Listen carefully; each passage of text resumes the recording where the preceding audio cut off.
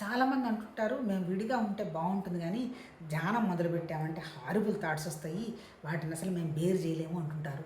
ఎక్కడి నుంచి వస్తున్నాయి హారిబుల్ థాట్స్? ఎవరన్నా మీకు ఆ ఆలోచనలు పంపిస్తున్నారా? మీలో నుంచే వస్తున్నాయి అబ్బా థాట్స్. ఎప్పుడైతే మనం ఒక 10-15 నిమిషాలు సైలెన్స్గా ఏదో ఒక నామం జపము అట్లా మంత్రాలు గింత్రాలు ఏమీ లేకుండా మనలో మన నిశ్శబ్దాన్ని మనం వింటూ కనుక కూర్చుంటే నిజంగా వస్తాయి ఆ థాట్స్. ఎక్కడి నుంచి వస్తాయి? మనలో ఉన్న మురికే. వాషింగ్ మెషిన్లో బట్టలు వేస్తే మురికి ఎట్లా వెళ్ళిపోతూ ఉందో ఆ మురికి మనలో నుంచే వెళ్ళిపోతుంది. అలా వెళ్ళిపోయి వెళ్ళిపోయి వెళ్ళిపోయి చివరికి అలాంటి ఆలోచనలు మనకి రావు. ఎప్పుడు వస్తుంది అప్పుడు? మరి సడన్గా మరి అలాంటి ఆలోచన మనం పెట్టుకొని ఎలా కూర్చోగలుగుతాము అంటే దానికే మన వాళ్ళు ఏం చేశారు అంటే అది సాధ్యం కాదు. కాబట్టి ఒక హయ్యెస్ట్ థాట్ ఏంటి? ఇప్పుడు మనకు హయ్యెస్ట్ థాట్ అంటే అందరం మనం భగవతత్వాన్ని నమ్ముతున్నాగా, భౌతికంగా కనపడుతున్న వాటిని కూడా నమ్ముతున్నాం కదా. అంటే భగవతత్వాన్ని మనం నమ్ముతున్నాము అంటే అర్థం ఏంటి? అది కూడా మనలో ఎక్కడో ఉండుంటుంది. ఉండకపోతే మనకు అసలు ఎందుకు వస్తుంది ఆ ఆలోచన? ఎందుకు వస్తుంది? తర్వాత ఏ పూజో ధ్యానమో కాసేపు చేసిన తర్వాత ఒక అనుభవం వస్తుంది ఆనందంగా. అది ఎందుకు వస్తుంది అంటే అవి మనలో ఉన్నాయి అన్నమాట. అందుకని ఆ భావాన్ని 24 గంటలు పట్టుకున్నప్పుడు ఆటోమేటిక్గా ఏమైపోతుందంటే మన దగ్గర ఉన్నటువంటి అనవసరపు ఆలోచనలు, అనవసరపు పనులు, అనవసరపు కోరికలు కూడా వెళ్ళిపోతాయి. అబ్బా మీరు అనుభవంలోకి తెచ్చుకోండి.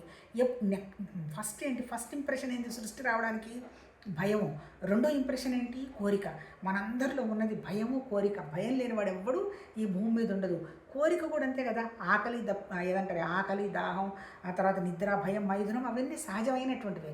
కానీ కోరికలు ఉన్న చోట ఏంటి? సహజమైన కోరికలు ఉండవు. అంటే ఇంకా ఏవేవో కావాలి అని తృప్తిగా కలగనటువంటి కోరికలే ఉంటాయి.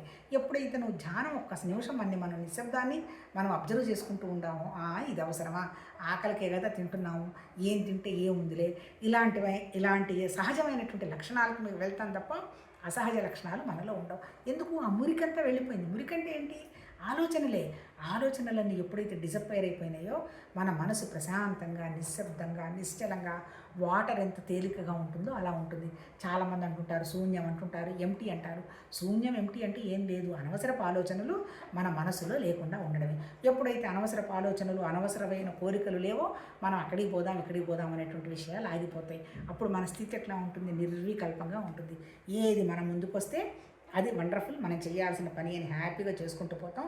ఎక్కడో ఏదో ఉంది, ఏదో వస్తుంది, ఏదో తెచ్చుకుందాము, ఎక్కడికి వెళ్దాము, అది ఉంటే బాగుంటుంది, ఇది ఉంటే బాగుండవు అనేటువంటివన్నీ కూడా పోతాయి. అబ్బా మీరు ఆలోచించి చూడండి.